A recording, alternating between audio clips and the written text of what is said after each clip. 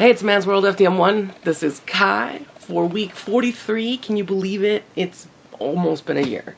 That's nuts. Anyway, so week 43. The topic is future self. Where do you see yourself in 10 years? This is a moment of honesty here, guys. Like every other video I've made, so that's not really impressive. But I am not a planner. In fact, I'm probably the least forward-thinking person that I know. And I don't mean that in that I don't see potential in things and don't follow up with new trends and stuff. I mean, I don't think ahead. I don't have the ability to sort of plot out my life. Up until recently, I've been the kind of person who quite literally wants to do things 10 steps ahead and doesn't think about any of the steps in the middle. And my whole life, people have been telling me, baby steps, focus on like just getting the first step down and then doing the next step, and don't focus on the long thing because then you just frustrate yourself. But I'm also the kind of person who doesn't finish a lot of things because I don't plan ahead, and I'm very whimsical, and I tend to change focus constantly. Like, I'll do one thing and I'll do it for a while, and then I'll be like, I'm done, I'm going to do something else, and then I do that for a while, and then I'm going to do something else, and I'll do that for a while. I take after my grandfather. My grandfather grew up in a tiny, tiny, poor town in the northwest of Spain, and when he was very young, he went to a junkyard and got some random parts, and he built a car out of random things. Like with a plank of wood and an engine, you know, like it wasn't even, it didn't resemble a car, but you could run around in it. So, you know, I have that sort of inventive attitude. But then he didn't get anywhere past 6th grade in school. They just didn't have education back then in that town for anything more. But he has been, well, he's dead now, but when he was alive, he was at one point a farmer. At one point, he was developing technology for taking a photograph and producing it in color, and like he just made it up.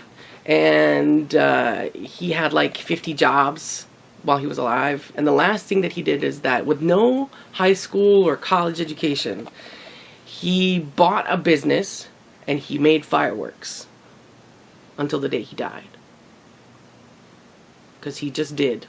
Because he was just a smart guy with no training who could just figure it out. And I'm probably going to be like that. I'm probably the kind of person who will do a job for a while and then decide to do something else completely unrelated. Let me give you an example. I have a huge assortment of skills. I have written stuff like poetry and short stories and novels. I'm a graphic designer and an illustrator. I make websites. I have worked in retail in lots of different areas that are completely unrelated to each other. I am holistically certified as a homeopath, Reiki master, reflexologist, massage therapist.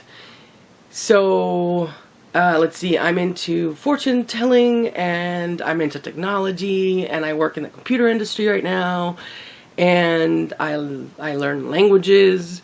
I don't have a fixed point of interest. My points of interest are wide, varied, and constantly in flux. Right now I'm a technology trainer. I train people on how to use technology.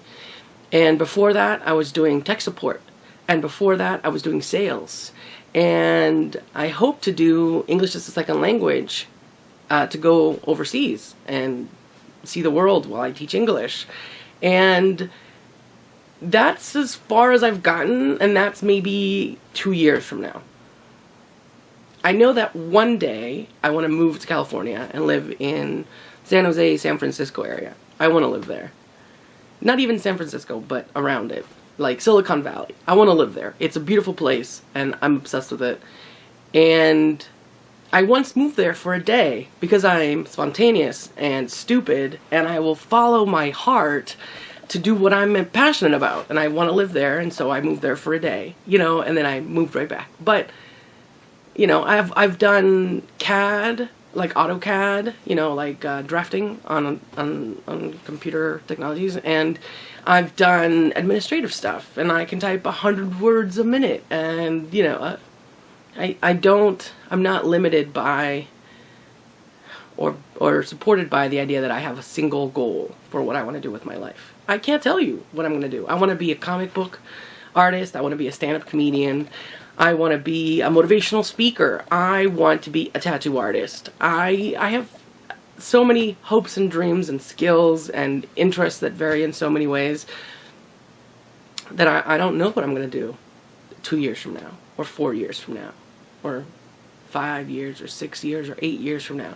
So hopefully by the time 10 years roll around, I've had top surgery, I've had a lot of sex with dudes, and I pass for a man regardless, all day, every day. I am a man, like I live as a man, and there's no question. And maybe I'll be a bartender. I don't know. I have no idea. I want to be happy, and I want to be a man.